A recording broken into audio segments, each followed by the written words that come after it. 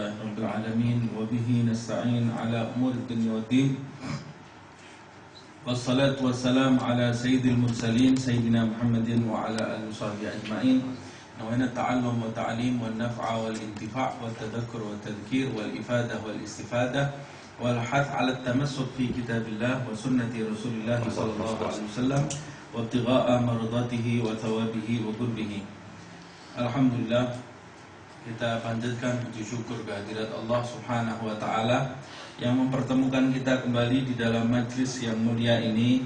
Semoga Allah Subhanahu wa taala menjaga iman di dalam dada kita hingga kita menjumpai Allah Subhanahu wa taala dalam keadaan diridhai oleh Allah Subhanahu wa taala. Amin ya rabbal alamin. Pada pertemuan yang lalu kita membahas sampai di air suci yang menyucikan yang makruh digunakan, seperti yang disampaikan, yaitu diantaranya air yang sangat panas atau yang sangat dingin, atau air musyammas, air yang terjemur oleh sinar matahari. Dan ada kategori air musyammas itu yang sudah kita bahas di pertemuan yang lalu. Begitu juga air di daerah atau di lokasi yang pernah dijatuhi adab atau siksa oleh Allah Subhanahu wa taala. Air di tempat seperti itu juga dimakruhkan bagi seseorang berwudu atau bersuci menggunakannya. Kemudian pada pertemuan kali ini kita akan membahas air, macam-macam air, yaitu air yang terkontaminasi dengan zat suci dan air yang terkontaminasi dengan zat najis. Lalu akan kita bahas pula apa itu benda-benda yang bisa menajisi air.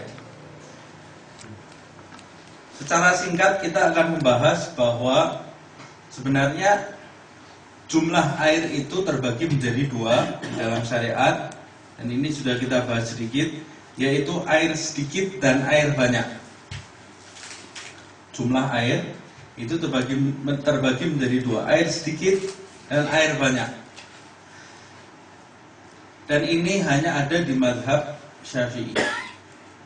Di mazhab yang lain, air itu tidak perlu dibagi menjadi air sedikit atau air banyak, karena tidak ada air mustakmal. Air mustakmal itu hanya ada di mazhab Syafi'i, karena kehati-hatian Imam Syafi'i tentunya. Air sedikit adalah air yang kurang dari 2 kullah, dan air banyak adalah air 2 kullah ke atas. Itu air banyak, bukan kolah. Kalau orang Solo bilang bak mandi kolah, bukan. Tapi kullah. Kullah itu satuan. Kemudian ulama modern ini menyamakan nilai 2 kullah itu dengan 200 liter air. 200 liter air. Sedangkan ulama tradisional mereka menjelaskan 2 kullah itu kalau di tempat yang berbentuk kotak, maka tempat itu lebar dan tingginya 1 hasta, dan air itu harus memenuhi lebar dan tinggi 1 hasta di tempat yang kotak. Kalau tempatnya lebih dari 1 hasta, lebarnya lebih dari 1 hasta, berarti ukuran airnya yang harus 1 hasta, dalamnya dan lebarnya. Kalau sampai 1 hasta di tempat kotak, berarti air itu 2 kullah. Kalau tempatnya berbentuk tabung, diameternya 1 hasta, dalamnya 1,5 hasta. 1,5 hasta. Kalau lebih dari itu 2 kullah. 2 kullah itu ukuran seperti itu, lebih. Itu tergolong air banyak. Kurang dari itu berarti dia tergolong air sedikit. Kemudian ulama modern mengatakan air tempat yang menampung air 200 liter, jika penuh tempat itu berarti airnya 2 kullah. Airnya 2 kullah. Kalau lebih dari 200 liter, menampung lebih dari 200 liter dan airnya lebih dari 200 liter, ya itulah air banyak. Itu air banyak. Kurang dari itu dinamakan air sedikit. Nah, air suci menyucikan yang terkontaminasi dengan zat suci. Zat suci sudah kita bahas juga, zat-zat yang suci seperti sabun dan lain-lainnya.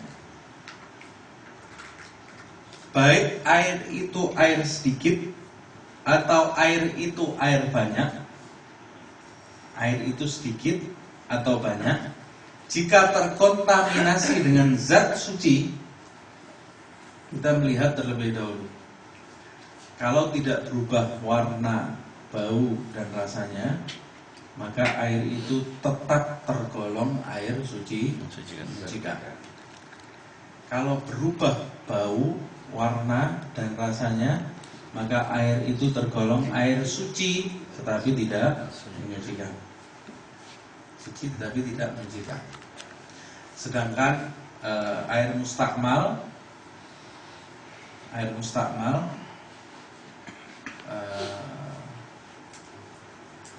ini khusus. Kalau air mustakmal hanya bisa terjadi di air sedikit. Makanya saya tadi menjelaskan air suci menyucikan itu tidak ada bedanya. Baik air itu sedikit atau air itu banyak, kalau terkontaminasi dengan zat suci, berubah bau, warna, rasanya, berarti itu air suci tidak menyucikan. Kalau tidak berubah, berarti itu air suci menyucikan. Khusus air mustakmal. Air mustakmal ini kan air suci tetapi tidak menyucikan juga. Khusus air mustakmal hanya bisa terjadi di air sedikit. Artinya air banyak itu tidak mungkin mustakmal. Mustakmal itu hanya bisa terjadi di air sedikit. Nah, apa sih air mustakmal itu? Sudah kita bahas, gak ada salahnya kita ulang. Air mustakmal adalah air sedikit yang terkena tetesan, air sedikit yang terkena tetesan yang berasal dari basuhan yang wajib. Itu air mustakmal. Airnya pertama air sedikit, terkena tetesan. Tetesan itu berasal dari basuhan yang wajib. Basuhan yang wajib misalnya di wudu. Di wudu basuhan yang wajib itu wajah, tangan, kepala, kaki. Dan itu semua basuhan yang pertama. Basuhan yang kedua sudah tidak tergolong basuhan yang wajib. Artinya, kalau saya berwudu di air sedikit, kemudian saya basuh wajah, kemudian ada tetesan dari basuhan pertama di wajah saya itu yang jatuh ke air sedikit, maka air sedikit itu tergolong air mustakmal. Mafhum? Kalau airnya air banyak, sudah nggak usah mikir air mustakmal lagi. Mau setiap tetesannya jatuh semua di atas air itu, nggak ada air mustakmal di air banyak. Mau kita berwudu di atas air itu juga, air itu tidak mungkin mustakmal selama-lamanya kalau air banyak. Karena air mustakmal hanya bisa terjadi di air sedikit. Kalau basuhan kedua wajah, ya sudah tidak tergolong basuhan wajib. Kalau misalnya saya membasuh wajah untuk yang kedua kalinya di atas air tadi, kemudian air itu semuanya menetes ke dalam cawan yang saya gunakan untuk berwudu, yang air hanya menampung air sedikit itu, semuanya menetes di situ. Ini basuhan keberapa? Basuhan kedua. Basuhan keberapa? Basuhan ketiga. Oh, ini tidak tergolong mustakmal, karena mustakmal itu berasal dari tetesan wajib. Atau ketika itu saya menggosok telinga, kemudian menetes ke air itu, ini telinga yang dibasuh. Telinga tidak termasuk basuhan yang wajib, walaupun yang pertama, karena dia pada dasarnya sunnah, tidak dibasuh pun tidak membatalkan arkanul wudu yang nanti akan kita bahas. Kemudian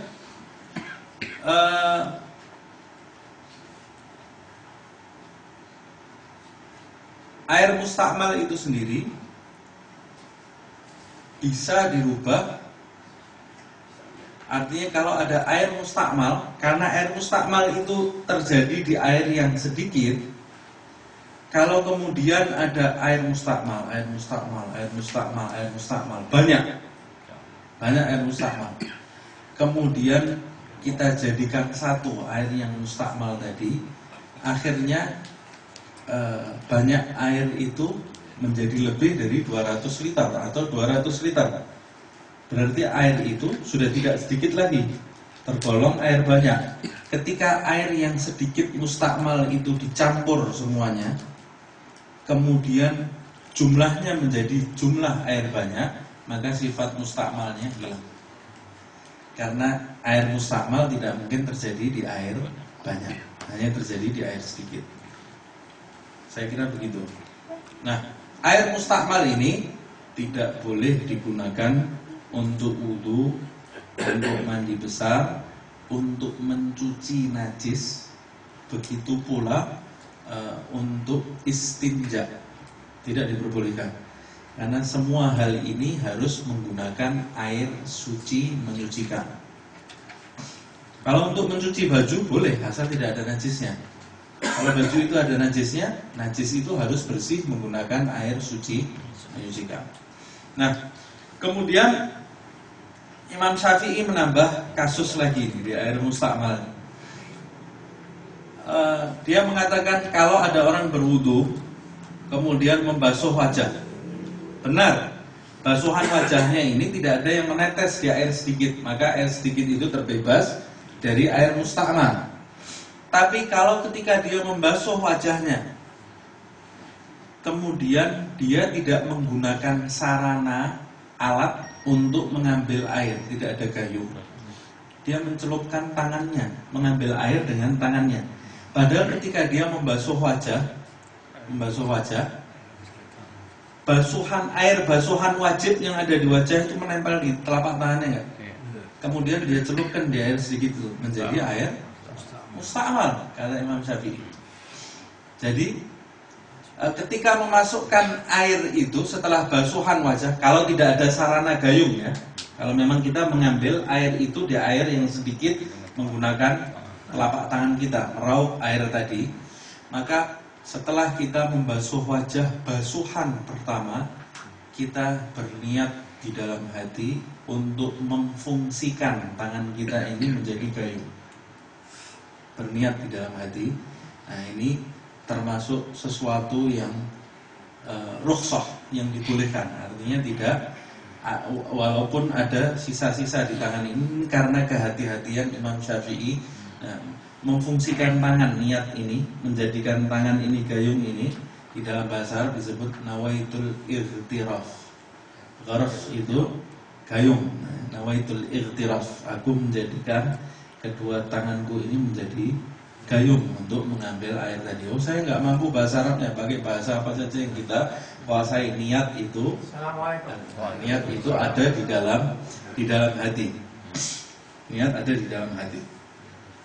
Nah, jadi ketika kita berwudu menggunakan air sedikit, maka ketika membasuh wajah berniat terlebih dahulu, kita berniat ightiraf untuk mengambil air tadi, membasuh wajah yang kedua, yang sunnah. Nah, saya kira itu pembahasan air suci menyucikan. Kemudian kita beranjak ke air yang ternajisi. Air ternajisi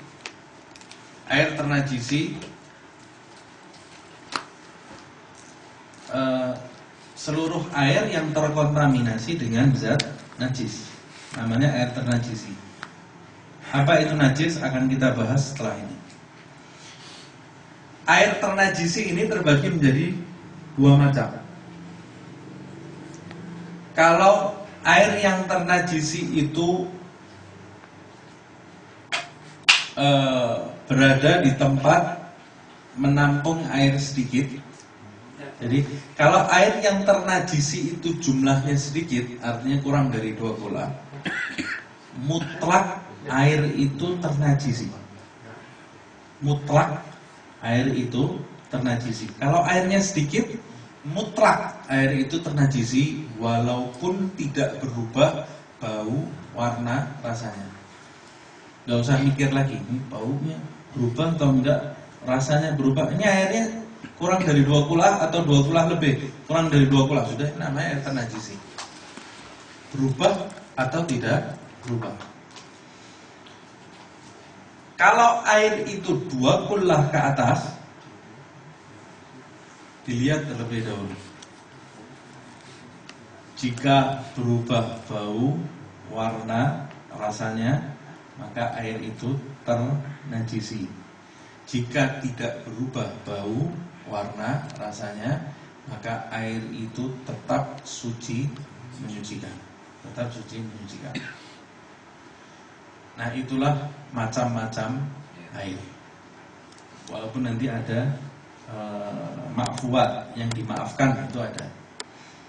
Nah, kita akan membahas sekarang zat-zat najis.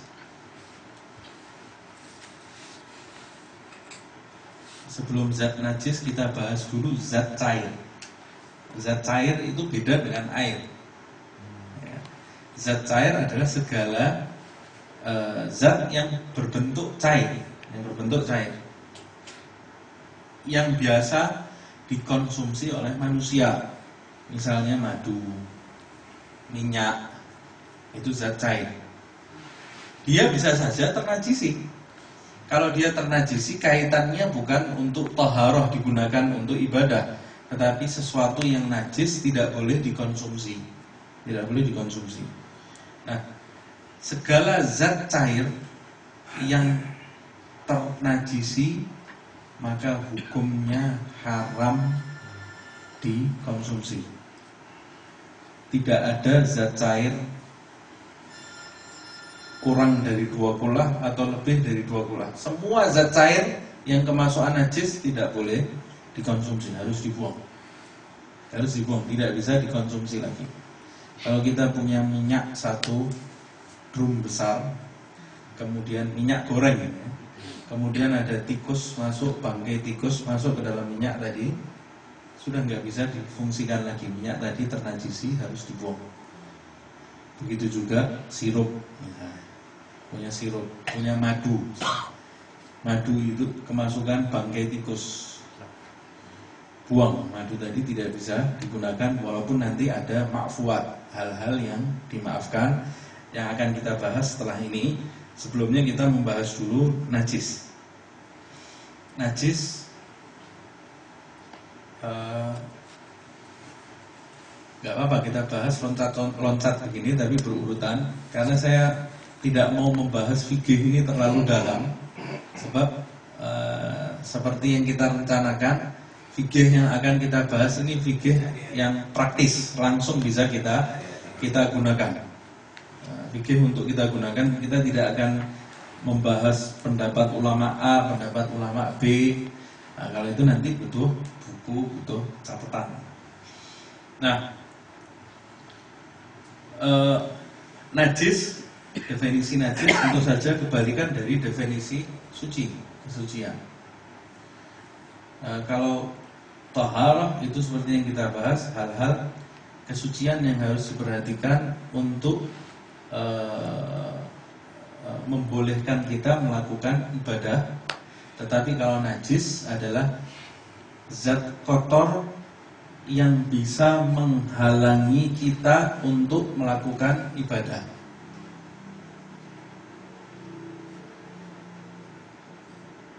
Segala sesuatu yang kotor belum tentu najis, tapi segala najis itu kotor.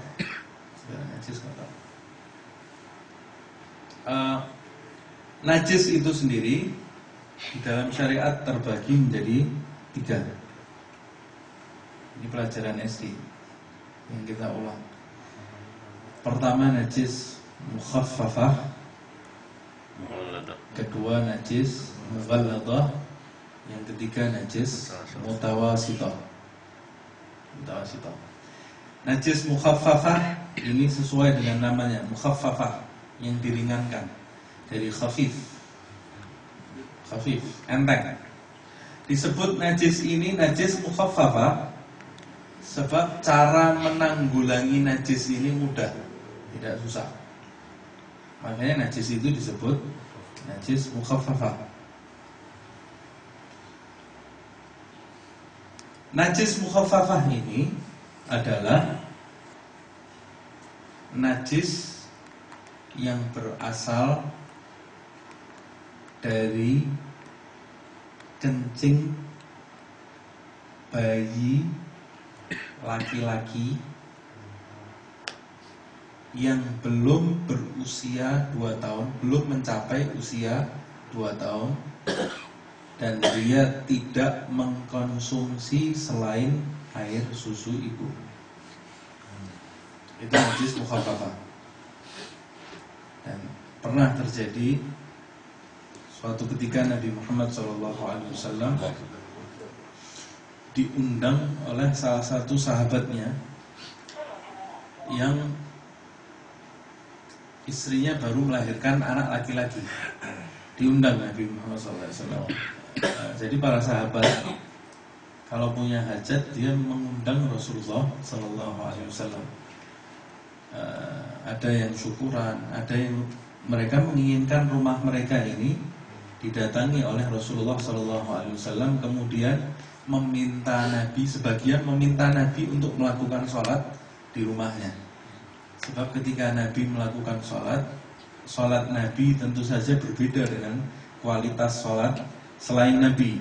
Ketika Rasulullah melakukan sholat, curahan rahmat Allah Subhanahu wa ta'ala di tempat Nabi melakukan sholat itu luar biasa. Nah, kalau Nabi sholat di rumah sahabat itu, sahabat tadi mengharapkan curahan rahmat Allah Subhanahu wa ta'ala yang diturunkan kepada Nabi Muhammad SAW ketika sholat itu masuk ke dalam rumah tangganya, lalu menjadikan keberkahan di rumah tangga tadi, keberkahan lahir dan keberkahan batin, dan bisa menjadi sarana untuk mendapat hidayah dari Allah Subhanahu wa ta'ala, seperti yang disebutkan di dalam beberapa hadis. Kalau majlis zikir yang diturunkan rahmat Allah Subhanahu wa ta'ala, ada orang masuk ke dalam majlis itu, walaupun tidak bertujuan menghadiri majlis, dia bisa mendapat hidayah dari Allah Subhanahu wa ta'ala karena rahmat Allah yang diturunkan di dalam majlis itu, seperti yang disebutkan di dalam hadis, humul qaum la yashqa bihim jalisuhum. Mereka itu, kata malaikat waktu mengadu kepada Allah, ya Allah, ini masa mau kamu ampuni semua yang ada di majlis ini, padahal ada si fulan itu yang datang bertujuan tidak untuk majlis. Dia datangnya cuma fuduli, cuma pinta. Ini apa sih orang rame-rame di sini? Ini ada apa ini? Atau datang untuk makan, atau datang untuk rakshe. Ini kan ketemu teman ini. Jadi tujuannya bukan untuk majlis itu. Cuma datang aja. Kata Allah Subhanahu wa ta'ala, humul qaum la yashqa bihim jalisuhum. Mereka itu, sekelompok orang yang di majlis itu adalah sekelompok kaum yang tidak ada yang celaka orang yang berada di dekat mereka. Berkat mereka dapat rahmat juga dari Allah Subhanahu wa ta'ala, seperti tentunya kisah yang sudah kita ketahui, Habib Hasan bin Saleh Al-Bahar. Waktu ada seseorang rentenir bintah darat, memberi hutang kepada orang mengharapkan bunga, riba, perbuatan riba. Memberi hutang di mana-mana, termasuk diantaranya ada satu orang yang tinggal di desanya Habib Hasan bin Saleh Al-Bahar, terkena jerat hutang orang tersebut. Orang ini tinggal di luar kota ini. Datang ke kota, Habib Hasan bin Saleh Al-Bahar, kalau nggak salah di Ghurfah kotanya. Datang ke situ, tujuannya mau nagih hutang, mau nagih hutang beserta bunganya. Sampai di situ dia ketuk pintu rumah orang tersebut, tanya, kata istrinya, oh nggak ada, suami saya sedang menghadiri majelisnya Habib Hasan bin Saleh Al-Bahar. Kata dia, di mana majelisnya? Majelisnya di situ, di tempat itu. Jalan dia tujuannya mau nagih uang, nagih utang. Jalan masuk ke majelisnya Habib Hasan bin Saleh Al-Bahar. Tiba-tiba dia terdiam, kemudian duduk di majelis itu, lalu menitikkan air mata. Ini renteng tadi ini, menitikkan air mata. Usai majelis, bangun dia keluar. Enggak nagih hutang, wala nagih apa, cari orang. Keluar.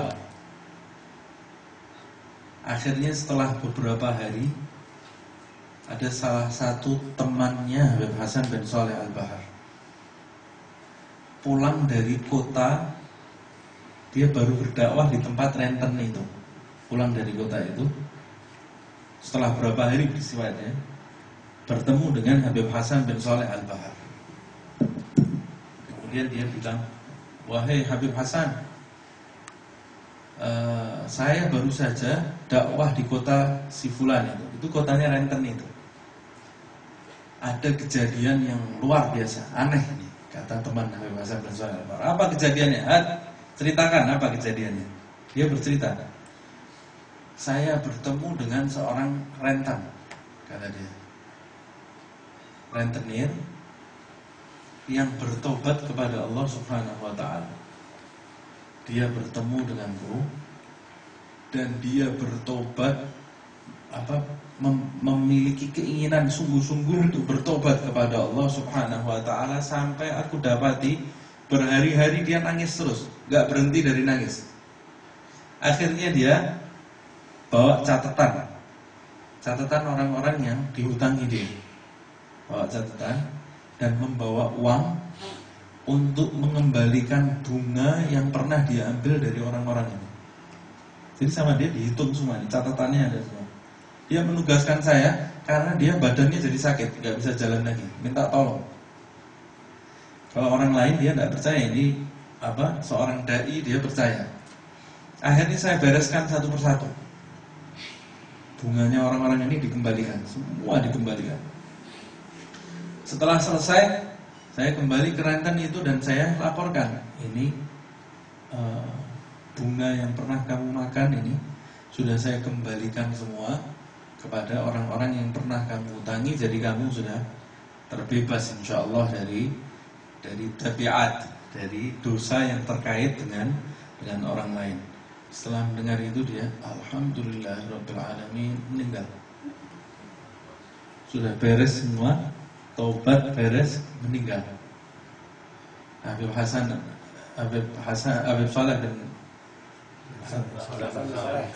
bin Shalih Al-Bahar tersenyum mendengar cerita itu. Kemudian dia berkata, "Kamu tahu nggak, Renten itu berapa hari yang lalu masuk ke majelis saya." Jadi orang yang datang mau nagih hutang itu masuk ke majelisnya Habib Hasan bin Shalih Al-Bahar. Saya mengetahui sejak dia masuk ke dalam rumah saya, aku melihat curahan rahmat Allah membanjiri tubuh dia, dan saya tahu ini orang suada. Orang ini termasuk orang yang akan dibahagiakan oleh Allah Subhanahu wa ta'ala berkat majelis zikir. Nah, kalau majelisnya wali bisa menjadikan hidayah, majelisnya orang awam yang berkumpul berzikir, orang lain masuk bisa dapat curahan rahmat Allah, apalagi kalau dihadiri oleh Nabi besar Muhammad SAW. Seperti rumah sahabat tadi, Rasulullah sholat di situ berapa rakaat, berapa rahmat Allah yang membanjiri rumah tadi, dan itu yang diharapkan oleh sahabat Nabi Muhammad SAW. Maka kita dapati banyak sekali sahabat yang mengundang Rasulullah SAW ke rumahnya, dan disunahkan kita mengundang orang soleh ke rumah kita. Sunahkan supaya curahan rahmat Allah masuk ke dalam rumah kita. Aulia Allah Subhanahu wa ta'ala, orang yang memiliki kedudukan di sisi Allah, orang ahli ibadah, seorang ulama, seorang dai yang ikhlas mengharapkan ridha Allah Subhanahu wa ta'ala, kita undang masuk ke rumah kita supaya bisa merubah kondisi rumah kita menjadi kondisi yang dirahmati oleh Allah Subhanahu wa ta'ala. Nah, makanya kita dapati pula di dalam sejarah Rasulullah juga diundang makan oleh sebagian sahabat Rasul, padahal undang makannya sahabat ini sangat sederhana seperti yang pernah saya ceritakan di pertemuan-pertemuan yang lalu. Kadang-kadang hidangannya cuma labu. Ini buah labu itu. Sahabat waktu masuk kelaparan mereka, karena sebagian besar di antara mereka sederhana hidupnya. Mereka mengharapkan ini undang makan kan, yang diharapkan makanannya luar biasa. Nah, taunya keluar labu. La haula wala quwwata illa billah. Tidak ada yang doyan makan labu ini sahabat itu. Tidak suka labu. La haula wala quwwata illa billah, ini sudah lapar, di depannya labu. Tapi kemudian mereka melihat Rasulullah SAW lahap, suka sama buah labu ini Rasulullah. Makan labu tadi, sampai di dalam hadis disebutkan sampai dibersihkan itu piringnya atau tempat labu tadi sampai dibersihkan, sampai dijilat jarinya oleh Nabi Muhammad SAW. Rasul sampai menjilat jarinya, membersihkan tempat labu tadi. Melihat Rasulullah suka makan labu, akhirnya sahabat semua kontan berubah jadi suka makan labu. Mereka makan, jadi sukanya mereka tergantung Rasulullah SAW, bencinya juga tergantung Nabi Muhammad SAW. Jadi orang kalau sudah hatinya terikat betul bisa berubah. Apa yang disukai oleh orang yang dia cintai bisa masuk ke dalam diri dia. Seperti anak muda sekarang kalau suka artis atau bintang film, apa yang disukai bintang film itu dia bisa berubah. Suka apa yang disukai oleh bintang film itu. Alangkah bahagianya jika mereka itu mencintai Rasul sallallahu alaihi wasallam seperti itu. Almar'u ma'aman ahab, kata Rasul sallallahu alaihi wasallam waktu didatangi oleh seorang badui yang berkata di hadapan Rasul sallallahu alaihi wasallam, "Ya Rasulullah, aku tidak mempersiapkan menyongsong kiamat ini dengan banyak-banyak sholat atau banyak-banyak puasa, walakinni uhibbullaha wa rasulahu." Kata Rasul sallallahu alaihi wasallam, "Anta ma'aman ahbabta." Aku ini tidak bisa banyak-banyak sholat seperti sahabat kamu. Setiap hari puasa, terus sholat, terus malam bangun seperti tiang disebutkan. Sholat terus nggak kuat aku seperti sahabat-sahabat kamu. Ini orang badui dari pegunungan.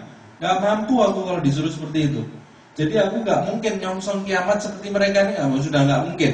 Kalau orang yang selamat di kiamat ini kayak mereka ini, ya aku sudah tergolong orang yang tidak selamat. Nggak mungkin. Aku nggak kuat ya Rasulullah. Tapi aku cuma punya modal satu. Aku cinta Allah dan cinta Rasulnya Muhammad SAW. Kata Nabi Muhammad, "Anta ma'aman ahbabta." Kamu bersama orang yang kamu cintai. Jadi dia nanti akan ini stempel dari Nabi Muhammad SAW. Kamu nanti bersama orang yang kamu cintai, dibangkitkan bersama Rasulullah SAW. Orang ini badui tadi pertama kali masuk, sahabat semua marah karena dia masuk tanpa adab, memotong ucapan Rasul. Tapi setelah dia menjadi penyebab hadis Nabi ini, "Anta ma'aman ahbabta", setelah Rasul mengucapkan itu, usai majlis dia dipeluk oleh semua sahabat yang ada di masjid, karena gara-gara kamu Rasul mengucapkan hadis yang membahagiakan kami.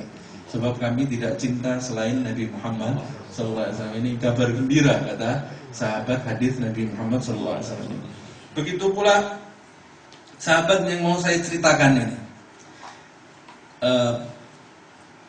istrinya memiliki anak laki-laki, bayi laki-laki baru di rumah tangganya.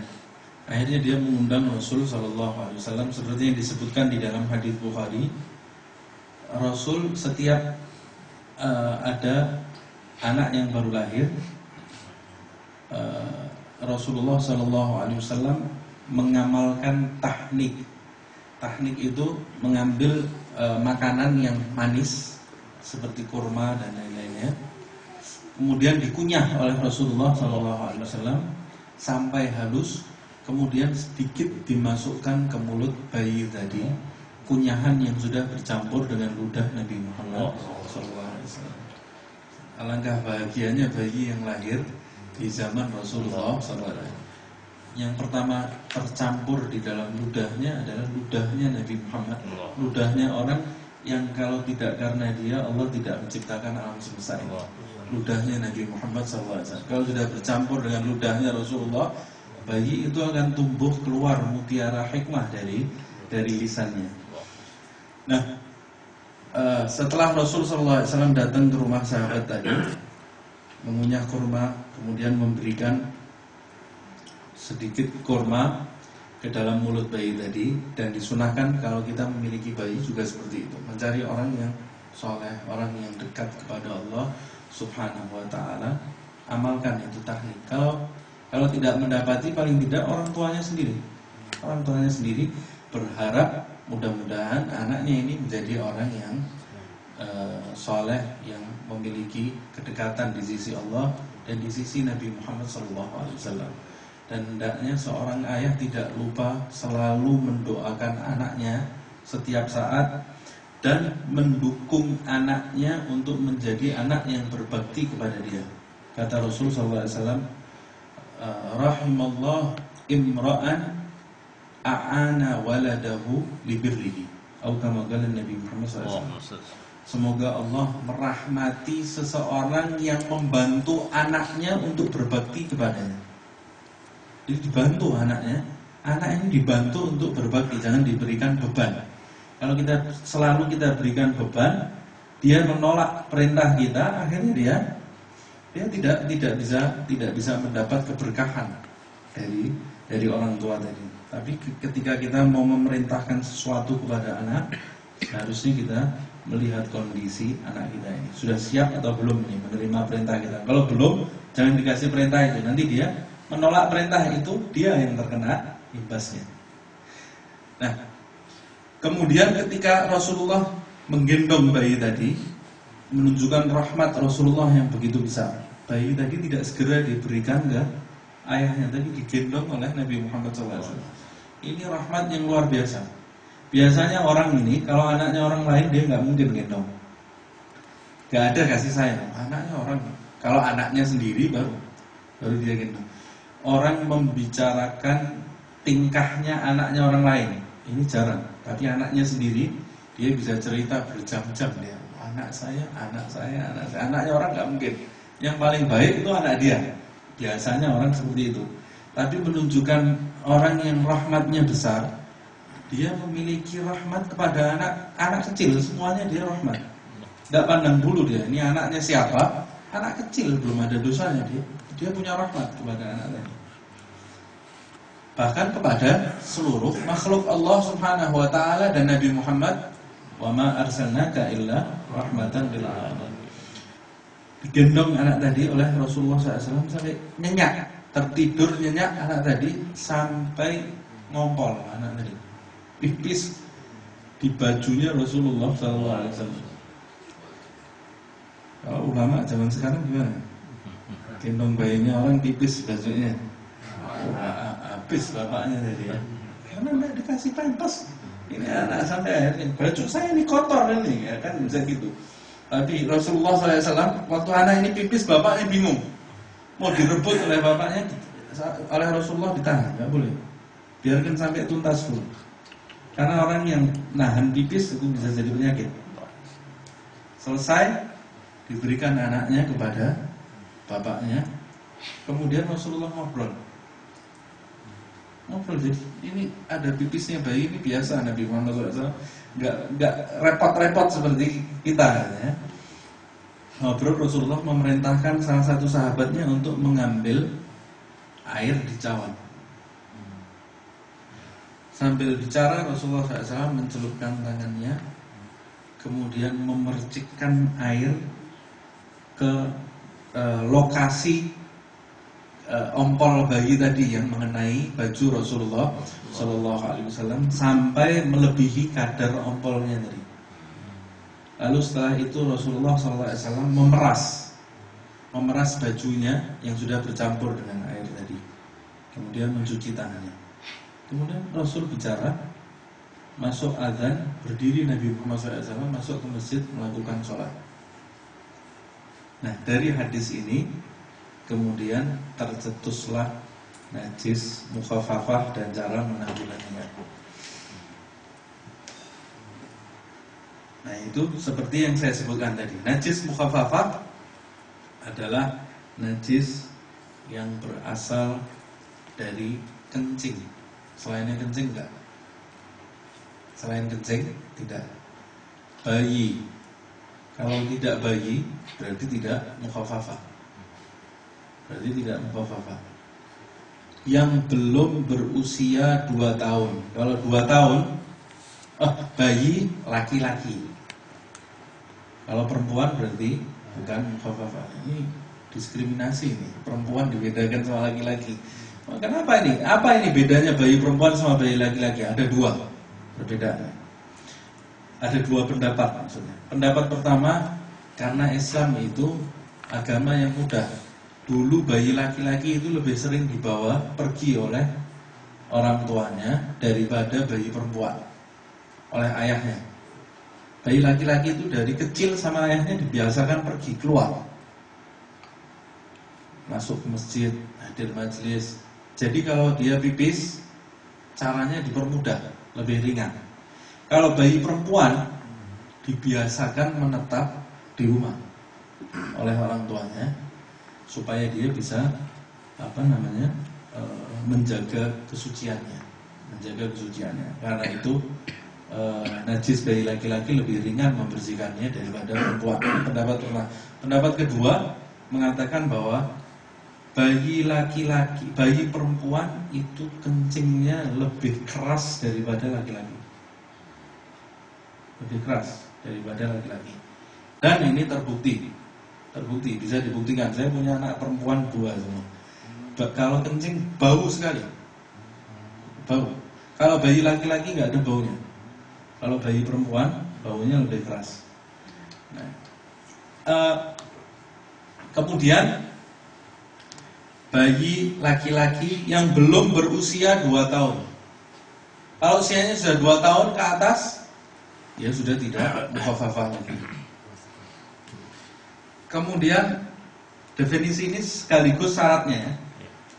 Kemudian tidak mengkonsumsi selain air susu ibu. Kalau dia memenuhi 4 syarat pertama, kemudian terakhirnya tidak, artinya belum bayi laki-laki, kencing bayi laki-laki, belum berusia 2 tahun, tapi dia sudah mengkonsumsi makanan, sudah mengkonsumsi pisang misalnya, sudah jadi sehari-hari makan pisang atau makan bubur, berarti dia sudah mengkonsumsi selain air susu ibu, sudah dibantu air susu ibunya. Nah ini sudah tidak mukhafafah lagi, Nah kecuali kalau dia suatu ketika sakit, berhenti air susu ibunya diganti dengan tajin misalnya. Semasa dia sakit saja, setelah sembuh dia kembali ke air susu ibu. Nah ini tetap mukhafafah, karena mengkonsumsi selain air susu ibu hanya untuk sementara saja. Nah itu najis mukhafafah, dan cara membersihkannya cukup mengambil air, dipercikkan ke lokasi najis sampai melebihi kadar najisnya, kemudian diperas. Selesai. Kemudian lokasi najis tadi diperas seperti yang saya contohkan. Nah itulah cara membersihkan najis mukhafafah. Waktunya sudah habis. Semoga Allah subhanahu wa ta'ala mencucurkan rahmatnya ke dalam diri kita, memberi hidayah ke dalam diri kita, juga keluarga kita, anak-anak kita. Semoga Allah subhanahu wa ta'ala meringankan hisab kita dan memasukkan kita ke surga tanpa hisab, tanpa fitnah, tanpa adab. Amin ya rabbal alamin. Semoga Allah menjadikan kita termasuk orang-orang yang mendengarkan nasihat dan mewujudkan dalam kehidupan sehari-hari, termasuk umat Muhammad SAW yang menegakkan syariat Rasulullah SAW dan sunnah-sunnahnya, dan menjadi umat kebanggaan Nabi Muhammad SAW kelak di hadapan umat-umat yang lain. Amin ya rabbal alamin. Al-Fatihah.